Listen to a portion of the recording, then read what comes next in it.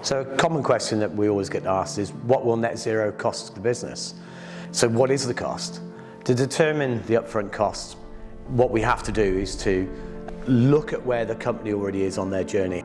Well, we've developed a 6-stage process, which going through that will understand where the company is currently at to enable us to develop a meaningful and appropriate net zero strategy, because they're all different.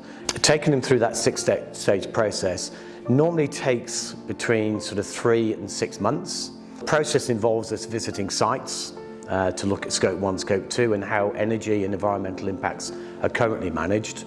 And it also means that we look at your supply chain to see where the impacts are there.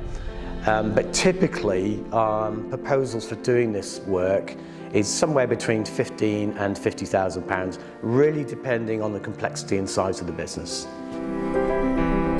But this is not the answer to the question as to what net zero will cost. The bigger question is, what will the cost be if you don't do it? It's not just a question of survival, it's about thriving. And as Mark Carney said, net zero is the biggest commercial opportunity of our time.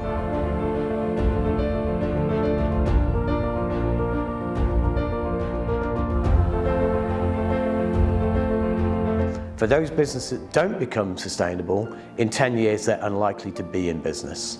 I felt instinctively that he was right, but in the intervening time of the last 2 years, I'd say, having worked with numerous clients in different sectors, that has become much more obvious to me.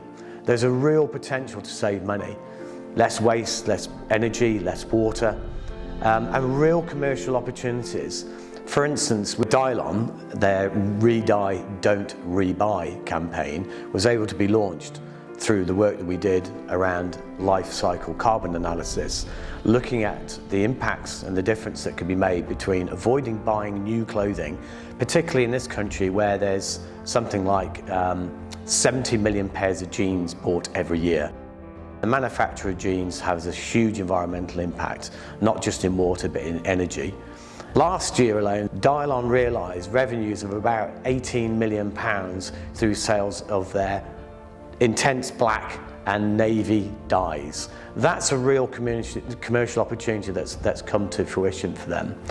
Other companies we've worked with, for instance Paragon, they recognise the fact that it was becoming a prerequisite for being a supplier to certain clients. In doing the net zero gap analysis and visiting 3 of their major manufacturing sites, we uncovered immediate improvement opportunities to reduce their energy costs by £600,000 and other benefits with regards to net zero implementation is greater stakeholder engagement and buy-in, and it will also help companies to become compliant or be compliant in the future for things like TCFD, SCCR and any other legislation regulation that comes along.